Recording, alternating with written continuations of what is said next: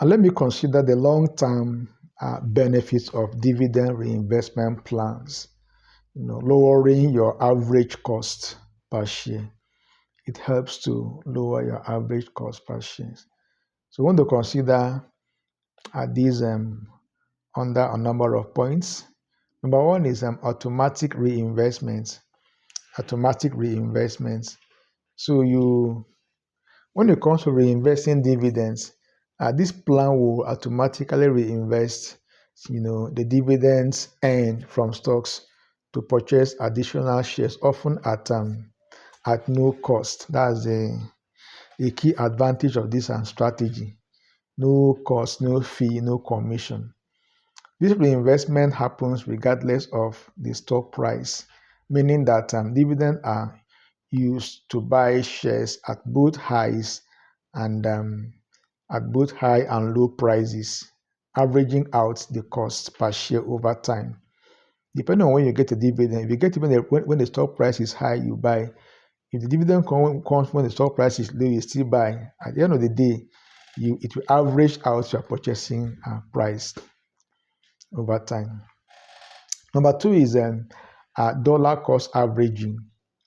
So in this regards, there's that benefit of buying at different price points. You buy at different price points.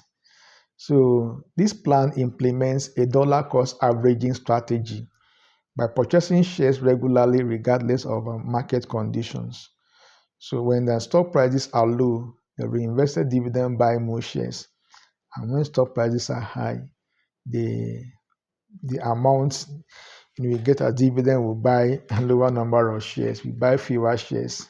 So over time, this smooths out the price at which shares are bought, lowering the average cost per share.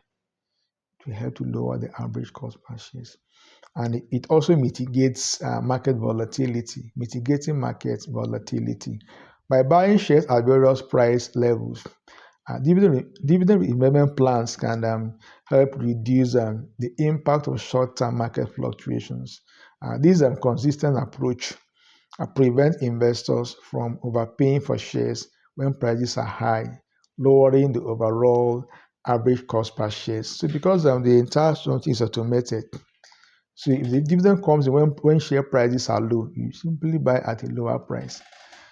So it's a wonderful strategy. Number three is maximizing share acquisition during market dips to help you to maximize your potential of your probability of buying when the market is down. In this case, you look at more shares for less. More shares for less. So in periods of stock market decline or market downturn, these plans enable investors to purchase more shares with the same dividend payments. With the same payments, when prices are down, you could end up purchasing more shares. All right. And so this results in more shares at lower price, further reducing the average cost per shares over time. So you have long-term benefits. Long-term benefits. So when the stock price rebounds, the investor benefits from having purchased shares at lower prices, enabling or enhancing, a kind of potential for capital gains. The overall impact is a kind of a lower average, a lower average cost per share, due to reinvestments or reinvesting dividends during periods of price weakness.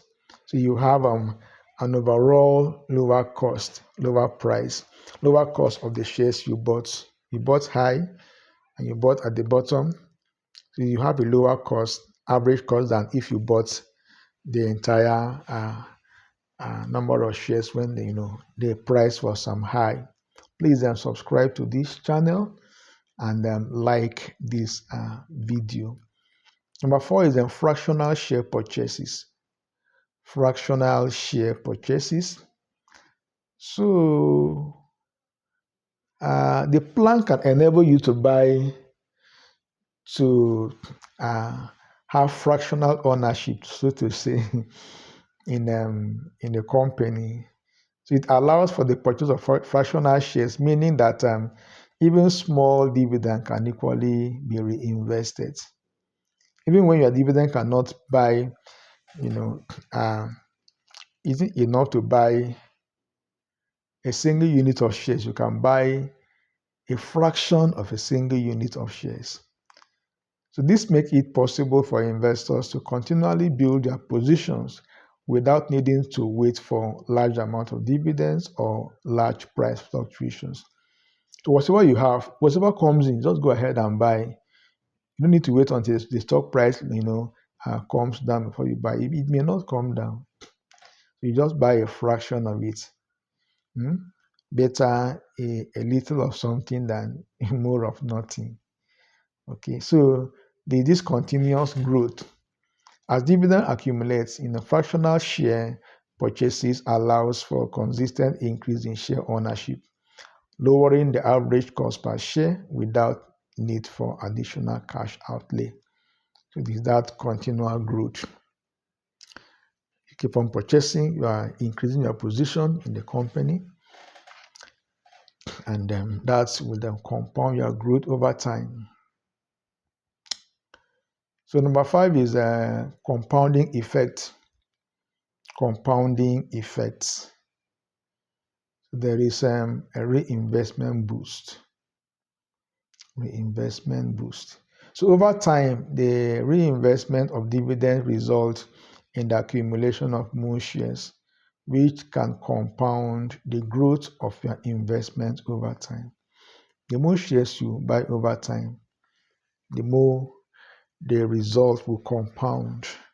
As more shares are purchased at varying prices, the average cost per share decreases due to the effects of buying at different price points throughout the reinvestment horizon.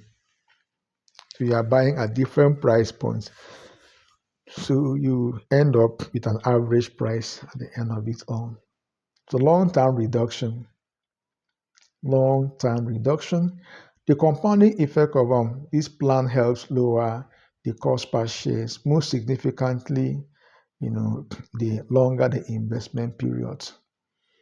As more shares are purchased over a range of prices, further reducing the overall cost. So over the long run, you keep on buying at intervals, and at the end of it, you have a lower average price.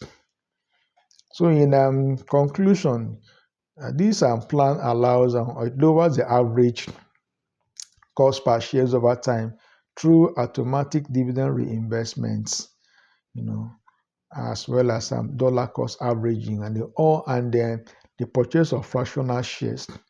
You can purchase fractional shares, you can carry out dollar cost averaging, and you can also reinvest automatically. By buying shares at varying price points, these plans allow investors to accumulate more shares when prices are low, and fewer shares when prices are high, thus lowering the overall cost. This strategy helps investors take advantage of market volatility, ensuring that they don't overpay for shares, and making the investment more cost effective in the long run. These are, these plans have long-term benefits in the overall cost per share of your investment. So it's a plan worth considering.